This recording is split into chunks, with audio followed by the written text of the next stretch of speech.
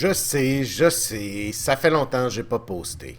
Faut comprendre, j'étais très occupé à me trouver des excuses pourquoi j'ai pas fait de vidéo. Ça prend du temps, ça. Mais bon, c'est vrai, j'ai été malade pendant presque une semaine. Après, ma famille a été malade. Après, ça me tentait pas. Puis après, c'est ça. J'ai décidé qu'aujourd'hui, on remettait l'épaule à la roue. Et j'ai une petite vidéo tout simple pour vous, oui. En fait, non, c'est ça. J'ai été magasiné, puis je suis revenu avec plein de loot et je voulais vous les montrer, partager ça avec vous parce que je suis tout excité. Alors, voici, premièrement, je me suis acheté une autre troisième main, on appelle ça un helping hand. C'est pour tenir les petites composantes électroniques. J'en ai déjà un, je l'aime pas. Lui non plus je l'aimais pas, mais il était en spécial. Fait que je me suis dit, on n'a jamais trop d'aide. Au pire aller, ça finira dans le fond de mon atelier. Ensuite de ça, et ça je suis vraiment content.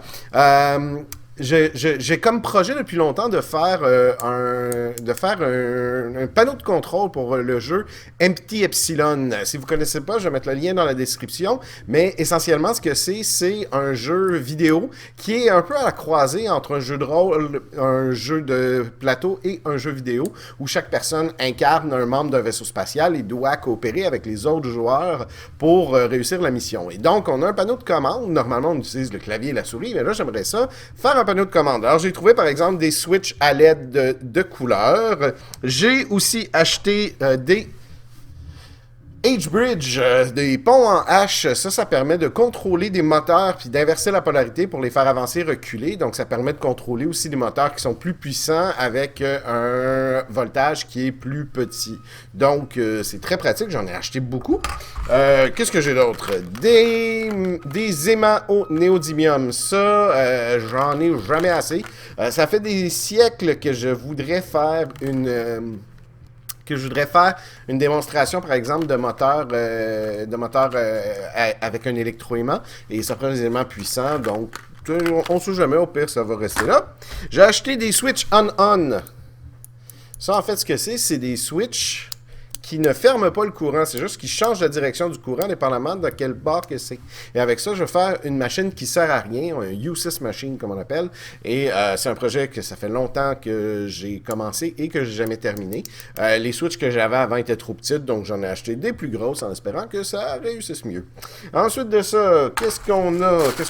Ah oui! Donc toujours dans la lignée, j'ai acheté un Arduino Micro. Ces Arduino-là, ce qu'ils ont la propriété de faire, premièrement, c'est tout petit. Là, c'est tout joli. Tiens. Mais ces Arduino-là, ce qu'ils ont la propriété de faire, c'est de se faire passer pour une souris ou un clavier USB. Donc, ça permet de brancher, par exemple, mes switches ici et envoyer une touche de clavier quand je l'actionne. J'ai acheté aussi de la tresse à dessouder. Dans le fond, ce que c'est une petite... c'est du fil avec un petit peu de... Je crois qu'il y a du flux dessus. Mais bref, on colle ça sur la soudure, puis ça boit la soudure. J'ai aussi acheté des timers 555. Ça fait longtemps que j'ai un projet pour contrôler des servomoteurs sans microcontrôleur pour faire des bras robots ou autres. Donc, je vais pouvoir en faire autant que je veux. J'en ai acheté 20. J'ai acheté aussi des moteurs, ça vous les verrez pas parce qu'ils sont déjà utilisés dans les projets, entre autres d'auto-téléguidés. Et la dernière chose que j'ai acheté, un tapis de coupe. Et ça, je suis vraiment content. Parce que moi, je construis beaucoup et souvent avec des cartons. Et c'est ça, mon tapis de coupe était tout petit, il se faisait vieux, on voyait plus les lignes. Là, maintenant, j'ai les mesures en pouces, en centimètres, et j'ai les angles à 45 degrés, 60 degrés et le 90 degrés. Donc, c'est beaucoup plus facile pour moi maintenant de tailler. Et un des premiers projets, vous voyez, j'ai déjà commencé à l'utiliser. Je fais un test pour faire des projets en duct tape. Donc, ça, c'est la base qui va devenir éventuellement un portefeuille. Floup, floup, très stylé. Ouais, argent. Donc, c'est ça. Mais c'est pour faire des... donc, accessoires en duct tape ou en carton, ça va très bien. Pour couler, je pourrais faire un petit tuto là-dessus, essentiellement. Donc, c'est ça, c'est simplement vous dire, je suis de retour, je suis là. N'hésitez pas si vous voulez en savoir plus sur les projets que je fais, à me laisser un commentaire, un petit pouce bleu, ça fait toujours plaisir. Merci beaucoup et gardez la forme.